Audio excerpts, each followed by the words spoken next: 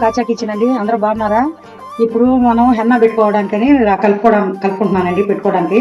ఇది రాజస్థాన్ వాళ్ళ దగ్గర తెప్పిస్తూ ఉంటానండి నేను. ఈ ప్యాకెట్ రాత్రి కలిపి పెడతానండి.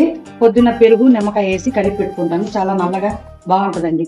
మరగబెట్టానండి, 2 గ్లాసులు నీళ్లు పోస్తే ఇలాగా గ్లాస్ దాకా వచ్చిందండి నీళ్లు.